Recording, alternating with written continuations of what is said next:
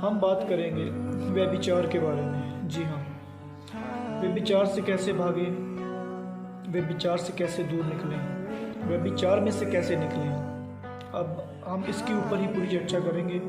हम सबसे पहले पढ़ेंगे, वचन से निकालेंगे दूसरा तीमुथियुस अध्याय 2 उसकी 22 आयत से पढ़ेंगे हम। यहाँ पर लिखा है, जवानी की अभिलाषाओं से भाग और जो शुद्ध मन से प्रभु का नाम लेते हैं उनके साथ धर्म और विश्वास और प्रेम और मेल मिलाप का पीछा कर। हमने किससे भागना है? जवानी की अभिलाषाओं से भागना है। जो हमारी जवानी है, जो हमारा जिस्म है, वो अडल्ट्री करना चाहता है। हमारी जो सोच है, हमारे सोच में गंदगी भरी हुई है। हम जब बोलते हैं तो गाली निकलती है। जब हम किसी बहन को देखते हैं तो व्यभिचार करने की कोशिश करते हैं, मन में, आंखों में, जैसे मर्जी लगा सकते हो आप। ये सब चीज़ें हमारे अंदर कहाँ से आई? इसकी शुरुआत कहाँ से हुई? जी हाँ, इसकी शुरुआत हमारे बचपन में हुई। बचपन में, जी हाँ, क्योंकि हमारे माँ बाप को शायद वचनों का ज्ञान है या नहीं था, जैसे भी है। क्योंकि मेरी फैमिली हिंदू फैमिली से है, इसलिए मेरे माँ बाप को तो वचनों को पता ही नहीं था। सिंपल सी बात है, ठीक है। और जब हमारे माता पिता टीवी देखते थे, हम भी साथ बैठते थे, हमें साथ बिठा लेते थे। फिल्में आती थी, गंदे गंदे सीन आते थे, हम भी देखते थे। गंदे गंदे गाने आते थे, हम भी देखते थे। और वहाँ से ये सब चीज़ें की शुरुआत हुई, फिल्मों से, गानों से, यानी कि टीवी से। और हमारे टाइम में तो चलो मोबाइल नहीं थे, जैसे अब मोबाइल एंड्रॉयड फ़ोन है, जब स्मार्टफोन तब नहीं था, अब हैं। अब छोटे बच्चे खाना तक नहीं खाते बिना मोबाइल के। उनको गाना लगा के दो तब वो खाना खाएंगे, जो फिल्में लगा के दो, जो कुछ लगा के दो, तब वो खाना खाएंगे। ऐसे वो खाना ही नहीं खाते। इन सब की शुरुआत कौन करवाता है? माता पिता। गलती माँ बाप की है। और जब हम बड़े होते हैं तो ये सब चीज़ें हमारे ऊपर हैवी हो जाती हैं। और जब हमारे अंदर जवानी आनी शुरू होती है तो हम गलत काम करना शुरू कर देते हैं। जी, मैं आपको सच बताता हूँ, मतलब कि मैंने व्यभिचार करना शुरू मेरे ख्याल से जब मैं 5th में था तभी शुरू कर दिया था। फिजिकल नहीं, आँखों से, बातों से, अडल्ट्री फिल्में देखनी। मैं मेरे ख्याल से मैंने 5th में शुरू कर दिया था। खुदा का शुक्र करता हूँ कि जवानी में जब मैं आया तो खुदा ने मुझे चुन लिया। तो अब मैं इस सब चीज़ों से मुक्त हूँ। कैसे मुक्त हुआ? देखिए, जवानी की अभिलाषाओं से भाग। हमें जवानी की अभिलाषाओं से भागना है। फिल्में नहीं देखनी, मोबाइल चलाना, जैसे मैं मोबाइल चला रहा हूँ, हम मोबाइल चलाते हैं, काफ़ी पास्टर, काफ़ी विश्वासी मोबाइल चलाते हैं, अच्छी बात है। मोबाइल चलाना है परमेश्वर की महिमा के लिए, ना कि अडल्ट्री के लिए, गंदी फिल्मों के लिए, गंदे गानों के लिए, इसके लिए नहीं। हमारा जो जिस्म है, हमारा जो देह है ना, परमेश्वर का मंदिर है, पवित्र आत्मा इसमें वास करता है, पवित्र आत्मा का मंदिर है। और परमेश्वर कहता है, जो कोई इसे नाश करेगा उसको मैं नाश कर दूंगा। जी, हमें जवानी की अभिलाषाओं से भागना है। फिल्में नहीं देखनी, ये सब चीज़ें जो मैं आपको बोल रहा हूँ, ठीक है।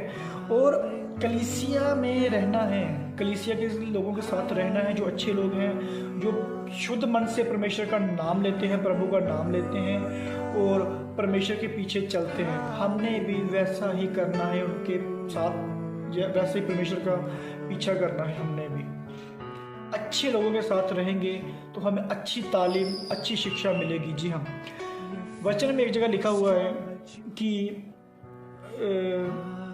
जब हम बुरी संगति रखते हैं तो बुरी संगति अच्छे चरित्र को बिगाड़ देती है, ठीक है। जब हम बुरे हैं, अच्छी संगति रखते हैं तो हमारा जो बुरा चरित्र है वो सुधार देगी, अगर हम अच्छे लोगों के साथ रहेंगे। जैसे वचन जो लोग वचन पढ़ते हैं, वचन सुनते हैं, वचन के ऊपर सब कुछ करते हैं, अगर हम उन जैसे लोगों के साथ रहेंगे तो हम इन सब चीज़ों से बच जाएंगे। क्योंकि हमारा दिमाग, हमारी सोच परमेश्वर के ऊपर रहेगी और दूसरी तरफ हमारा ध्यान बिल्कुल भी नहीं जाएगा। इसलिए हमें जवानी की अभिलाषाओं से भागना है।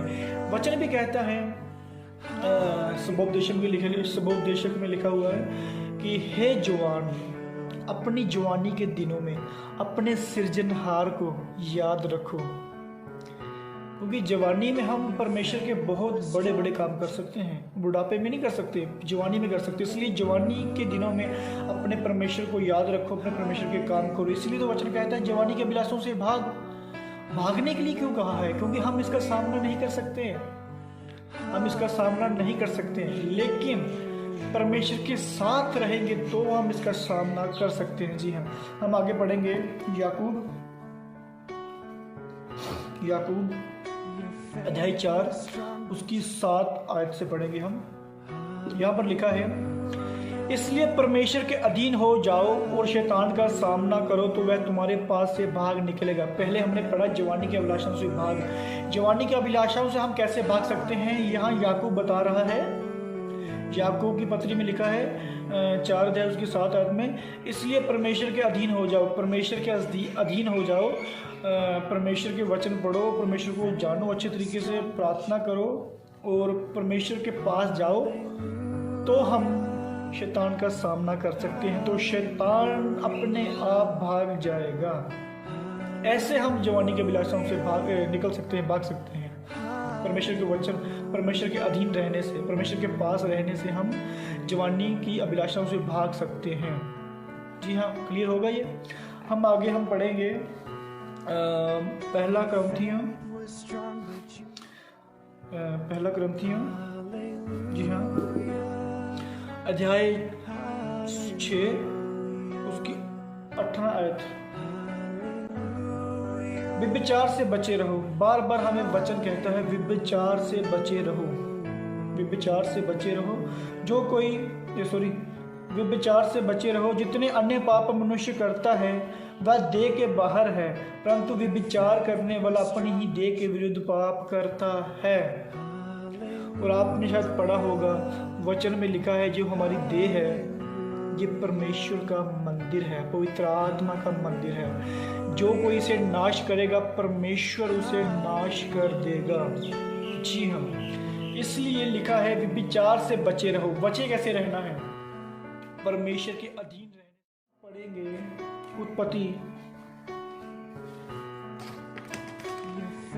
उत्पत्ति अध्याय 39 उसकी 12 आयत से हम बात करेंगे यूसुफ के बारे में। जी हाँ, तब उस स्त्री ने उसका वस्त्र पकड़कर कहा, मेरे साथ सो। एक राजा की घरवाली थी और यूसुफ बहुत सुंदर था और राजा की घरवाली थी, और राजा की घरवाली ने उससे कहा कि तू मेरे साथ व्यभिचार कर, मेरे साथ सो। लेकिन यूसुफ ने यहाँ पर क्या किया? क्योंकि यूसुफ परमेश्वर के अधीन था, तभी उसने शैतान का सामना किया और वो जवानी के अभिलाषों से भागा। यहाँ पर लिखा है, पर वह अपना वस्त्र उसके हाथ में छोड़कर भागा और बाहर निकल गया। वो वहां से भाग गया, जवानी की अभिलाषाओं से वो भाग गया। हम व्यभिचार का सामना नहीं कर सकते। दाऊद भी व्यभिचार का सामना नहीं कर पाया क्योंकि वो कितना तगड़ा था, कितना शक्तिशाली था। और शमशोन भी नहीं सामना कर पाया। और भी काफ़ी हैं जो व्यभिचार का सामना नहीं कर पाए। लेकिन जब हम परमेश्वर के अधीन होते हैं तो हम व्यभिचार का सामना कर सकते हैं, यानी कि शैतान का सामना कर सकते हैं। जी हाँ, हम पढ़ेंगे, अब लास्ट आयत पढ़ेंगे। हम पढ़ेंगे मत्ती अध्याय 5 उसकी 27 और 28 पढ़ेंगे। तुम सुन चुके हो कि कहा गया था व्यभिचार ना करना। हमें कहा गया है कि व्यभिचार ना करना, पवित्र शास्त्र में लिखा गया है कि व्यभिचार ना करना। परंतु मैं तुमसे ये कहता हूँ कि जो कोई किसी स्त्री पर क्रूर दृष्टि डाले वह अपने मन में उससे व्यभिचार कर चुका। पहले के समय में फिजिकल होता था व्यभिचार, लेकिन आज मसीह ने उसे अच्छे तरीके से समझाया हमें कि अगर हम किसी बहन के ऊपर क्रूर दृष्टि, गंदी नजर डालें तो समझो हम उससे विचार कर चुके हैं। जी हाँ, विचार कर चुके। आँखों से भी विचार होता है, छूने से नहीं, आँखों से भी विचार हम कर सकते हैं। और एक बात याद रखना, जो इंसान विचार करता है वो अपनी देह के विरुद्ध पाप करता है, देह के विरुद्ध विचार करता है, जो मूर्ति पूजा के बराबर है। और विचार हम अपनी इच्छा से करते हैं, अपनी इच्छा से। जी हाँ, शैतान हमारे मन में काफ़ी चीज़ें डालता है। अगर हम परमेश्वर के साथ हैं, परमेश्वर के अधीन हैं, तो हम शैतान का सामना कर सकते हैं और वो हमसे भाग जाएगा। लेकिन जब हम परमेश्वर के वचनों से दूर हो जाते हैं, परमेश्वर के वचनों से जब हम दूर हो जाते हैं, तो शैतान हमें फाड़ खाता है। जी हाँ, इसलिए परमेश्वर के अधीन हो जाओ तो शैतान हमारे पास से भाग निकलेगा। सिर्फ वचन है जो हमें विचार से बचा सकते हैं। और हमें अपने बच्चों को अच्छी तालीम देनी है। टीवी नहीं देखने देना उनको, मोबाइल को छूने नहीं देना, और गंदे गाने फिल्में तक नहीं देखने देनी। अगर देखना है परमेश्वर के भजन देखो और वचन सुनाओ बच्चों को, प्रार्थनाएं सुनाओ बच्चों को, वचन पढ़ो बच्चों को। आजकल काफ़ी यूट्यूब में अगर आपको दिखाना ही है, यूट्यूब में काफ़ी प्रचारक हैं जो प्रचार करते हैं, आप उनको दिखाओ, ऐसा बनो, इन जैसे बनो, परमेश्वर के वचनों जैसे बनो, जैसे परमेश्वर के नबी थे और जैसे परमेश्वर के अपने चेले थे, परमेश्वर के प्रेरित थे, वैसे बनो, व्यभिचारी ना बनो। परमेश्वर के पास रहेंगे तो व्यभिचार से बच सकते हैं। ये सब चीज़ें बचपन से शुरू होती हैं। इसका गलती माँ बाप से शुरू होती है। माँ बाप को चाहिए अपने बच्चों को अच्छी तालीम देना। जैसा बच्चे का माइंड बिल्कुल खाली होता है और जैसा जैसा आप बच्चों के माइंड में भरते जाओगे वो वैसा वैसा सीखेगा, जैसा जैसा वो आपको करते देखेगा वैसा वैसा वो सीखेगा और बड़ा होकर वो अच्छा इंसान बन सकता है अगर आप अच्छे हो तो, और बुरा इंसान बन सकता है अगर आप बुरे हो तो। अगर आप फिल्में देखते हैं वो भी फिल्में देखेगा, अगर आप गाने सुनते हैं वो भी गाने सुनेगा, अगर आप कुछ गंदे मुंह से वर्ड निकालते हो, गाली देते हो तो वो भी गाली देगा, वो भी सीखेगा।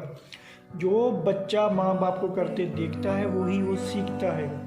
इसलिए माँ बाप को चाहिए कि अच्छे तरीके से अपने बच्चे को समझाए, अच्छी तालीम दे, परमेश्वर का भय मानना सिखाए, परमेश्वर का डर में रहना सिखाए। बचपन से ही बच्चे का पालन पोषण उनके परमेश्वर के वचनों से हो तो बड़ा होकर वो परमेश्वर का दास बनेगा, परमेश्वर का काम करेगा।